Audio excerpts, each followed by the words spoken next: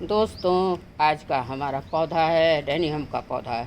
इसे डेजर्ट रोज़ भी कहते हैं। मुख्यतः मेन रूप से रेगिस्तानी इलाके का पौधा है।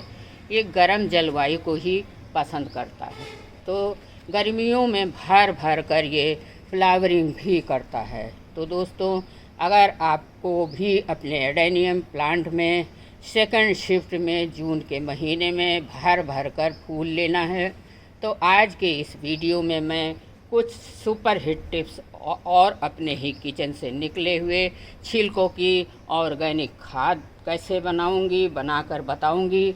आप अपने एडेनियम के प्लांट में कितनी मात्रा में देंगे, सारी बातों को जानने के लिए साथियों वीडियो के शुरू से अंत तक बने रहिएगा। और पहली बार आए हैं, अच्छा लगे तो लाइक कमेंट करिएगा। पहली बार आए हैं तो सब्सक्राइब ज़रूर कर दीजिएगा, ताकि नई नई जानकारी आपको मिलती रहे एडेनियम से रिलेटेड। तो साथियों, वीडियो स्टार्ट करती हूँ। आप देख रहे हैं my YouTube channel Lakhnavi gardener. मेरे चैनल पर आप सभी का बहुत बहुत हार्दिक स्वागत है। फ्रेंड्स, एडेनियम एक बहुत ही सेंसिटिव प्लांट है। इसकी अगर सही से देखभाल करते हैं, अच्छे तरीके से इसकी देखभाल करेंगे तो आपको भर भर कर फ्लावरिंग देगा। यदि आप सभी सोच रहे हैं कि एडेनियम में हम महंगे महंगे फर्टिलाइज़र डालेंगे, बाज़ार से एडेनियम फ्लावर फूड लाकर डालेंगे तो ये फ्लावरिंग करेगा, तो ये सब आपकी भूल है, आपका भ्रम है। अगर आप एडेनियम की मूलभूत केयर टिप्स को अपनाते हैं, ऑर्गेनिक छत पर ही और अपने घर पर ही बनी होममेड लिक्विड फर्टिलाइज़र का इस्तेमाल करते हैं, उससे भी आप अपने एडेनियम पर इस तरह से एक ही प्लांट पर 20 फूल भर भर के पा सकते हैं। तो आइए हम सभी इसकी केयर टिप्स के बारे में जान लेते हैं। सबसे पहली केयर टिप्स है एडेनियम फ्लावर प्लांट की मिट्टी से रिलेटेड। आपकी सॉइल चाहे जैसी हो, आपकी सॉइल में कुछ भी मिलाया हो, परंतु इसमें पानी नहीं ठहरना चाहिए, बिल्कुल पानी नहीं रुकना चाहिए। इसमें कहने का मतलब है कि बिल्कुल वेल ड्रेन सॉइल होनी चाहिए आपकी। वेल ड्रेन का मतलब है जब भी आप गमले में पानी डालें तो मिट्टी ऊपर से भीग जाए, लेकिन एक्स्ट्रा पानी ड्रेनेज होल से बाहर निकल जाए। तो ज़मीन में लगे हुए पौधे में जब हम पानी डालते हैं तो ऊपर पानी रुकता नहीं है, नीचे की तरफ सरकता जाता है पानी। ऊपर मिट्टी गीली हो जाती है और बाकी पानी नीचे की तरफ सूख लेता है। इसी तरह आपको गमले में भी करना है। आपका पौधा अच्छी तरह से ग्रोथ करेगा और फ्लावरिंग भी जमकर करेगा।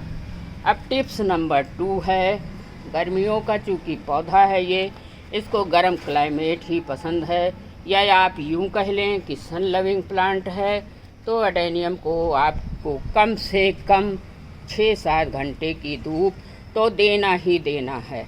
यदि आप छाया में रख देंगे तो ना तो इसकी ग्रोथ अच्छी होगी और ना ही इसमें फ्लावरिंग होगी। तो इसलिए आपको इसका विशेष ध्यान रखना है। और जहाँ भी रखें आप 5 से 6 घंटे की धूप इस पौधे को अवश्य मिलनी चाहिए। टिप्स नंबर 3 है वाटरिंग से रिलेटेड। ये पौधे का सबसे महत्वपूर्ण पॉइंट है।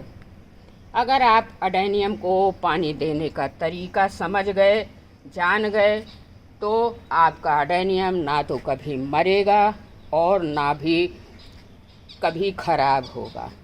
आपका एडेनियम पानी अच्छी तरह से देंगे तो ग्रोथ भी अच्छी करेगा, फ्लावरिंग भी इस तरह से ढेरों मात्रा में करेगा।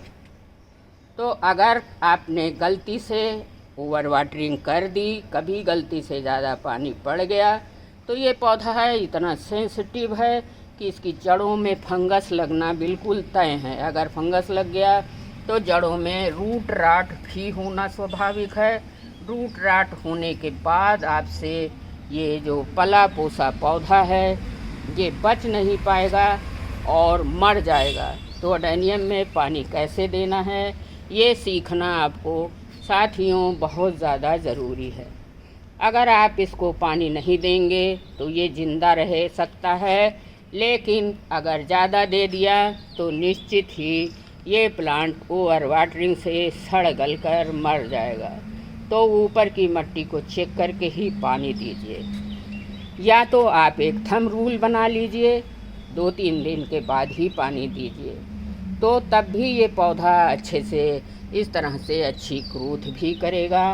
इसके कोडेक्स में ऑलरेडी पानी स्टोर रहता है, ये पानी को इकट्ठा कर लेता है। अगर आप 4 दिन पानी भी नहीं दोगे तब भी ये जिंदा रहेगा और अच्छी तरह से इस तरह से ग्रोथ भी करता रहेगा। तो वाटर देने के लिए आपको विशेष ध्यान रखना है इस पौधे के लिए, जो कि डेजर्ट रोज़ है। तो फ्रेंड्स, अब आ जाते हैं चौथी टिप्स पर। हमारी प्रूनिंग और रिपोर्टिंग से रिलेटेड है।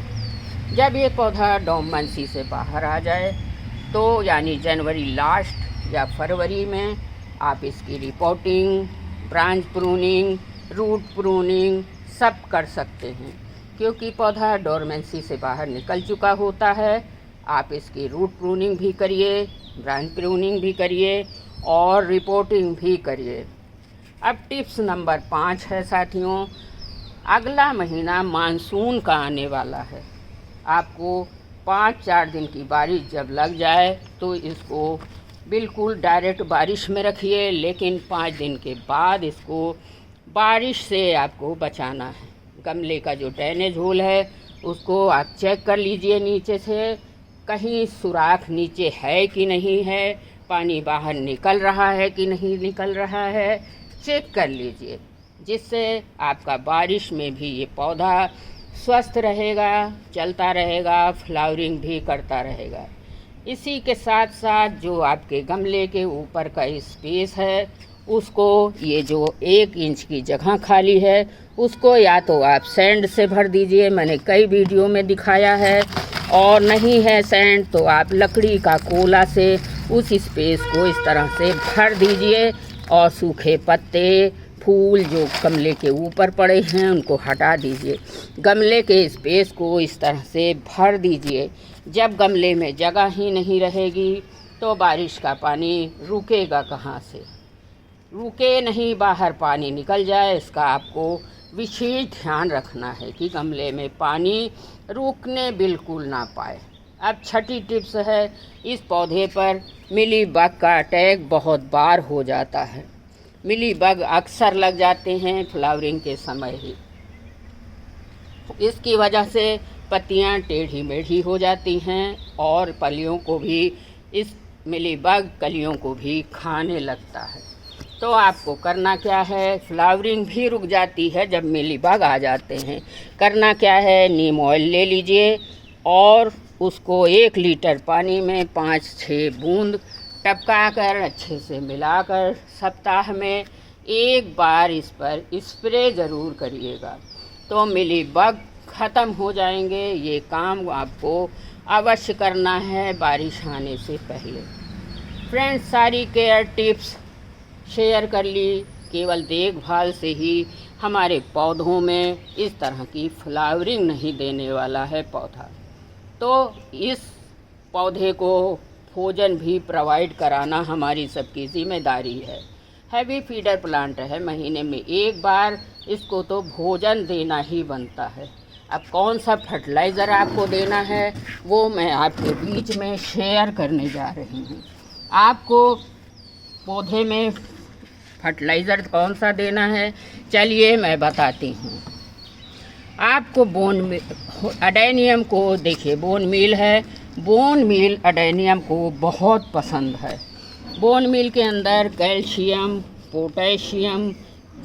कैल्शियम और फॉस्फोरस बहुत प्रचुर मात्रा में होता है।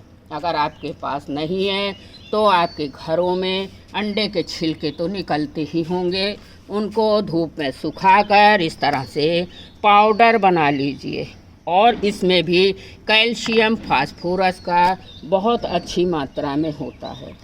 अब आपको करना क्या है, अपने प्लांट की हल्के हल्के हाथों से गुड़ाई कर लीजिए। मैं हर वीडियो में बताती हूँ, धार वाली चीज़ से नहीं करना है, मैं स्पून से करती हूँ, इसमें धार नहीं है। तो हल्के हल्के हाथों से गुड़ाई कर लीजिए। और मेरी मिट्टी को आप चेक कर लीजिए, इसी तरह की मिट्टी आपको बनानी है एडेनियम के लिए। अब किनारे किनारे इसको आपको करना क्या है, अंडे के कई लोग बोन मील नहीं डालना चाहते हैं, तो अगर नहीं है कोई बात नहीं, किनारी किनारी गुड़ाई कर लीजिए। अंडे के छिलके को पाउडर बनाकर इस तरह से अपने गमले में जड़ से कोडेक्स से थोड़ा दूर डाल दीजिए। देखिए, इसको भोजन भी देना बहुत ज़रूरी है। आप इसमें हमको करना क्या है, देखिए ये है बर्मी कंपोस्ट। अब इसको बर्मी कंपोस्ट ले लीजिए, या आपके पास नहीं है उसी अंडे के पाउडर के ऊपर इस तरह से 2 मुट्ठी आप ये भी डाल दीजिए बर्मी कंपोस्ट। अगर नहीं है आपके पास तो आप काउडंग फर्टिलाइज़र ले लीजिए और काउडंग इसके ऊपर डाल दीजिए। वो भी नहीं है तो आप लीफ कंपोस्ट भी डाल सकते हो। आपको फ्लावरिंग के लिए मुख्य पोषक तत्व जो होता है वो देना है। अभी तो मैंने फास्फोरस और कैल्शियम दिया है, लेकिन फ्लावरिंग के लिए हमको देना है पोटेशियम रिच फर्टिलाइज़र। तो देखिए आपको कैसे बनाना है। केले के छिलके तो सभी के घरों में निकलते हैं। 2 केले के छिलके आप धूप में सुखा लीजिए, ग्राइंडर में पीस लीजिए। और अगर केले के छिलकों का लिक्विड ऐसे भी बना सकते हैं, 2 छिलके को छोटे छोटे टुकड़ों में काट के आप पानी में भिगो दीजिए रात भर के लिए। सुबह छान कर आप डाल सकते हो प्लांट में। मैंने तो सुखा के पाउडर बना लिया था और मैंने फर्टिलाइज़र भी बना के रखा है। देखिए 2 केले के छिलकों को मैंने सुखा के पीस लिया था। अब इसमें लिक्विड फर्टिलाइज़र तैयार हो गया है। अब हमको करना क्या है, चूँकि हमारे प्लांट में बारिश के दिनों में फंगस का भी खतरा बना रहता है, इस तरह से आप सूखे छिलके के पाउडर में थोड़ी सी फंजीसाइड डाल दीजिए और इस तरह से आपका फर्टिलाइज़र बनाना फील्ड फर्टिलाइज़र तैयार हो गया है। अब इसको डालना कैसे है, अगर बड़ा प्लांट है साथियों तो 1 गिलास और छोटा है, देखिए इस तरह से अपने सब प्लांटों में आपको डाल देना है। बनाना फील्ड फर्टिलाइज़र में पोटेशियम, कैल्शियम, फास्फोरस सब बहुत अच्छी मात्रा में होता है। अगर आप केवल बनाना फील्ड फर्टिलाइज़र का सूखा या गीला लिक्विड बनाकर डालते रहेंगे तो आपका पौधा इस तरह से फूलों से भर जाएगा।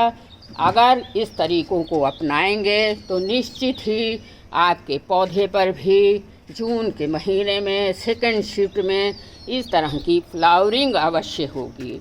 वीडियो जानकारी अच्छी लगी है तो लाइक कमेंट करिएगा। पहली बार आए हैं साथियों तो सब्सक्राइब ज़रूर करते जाइएगा। बहुत बहुत धन्यवाद।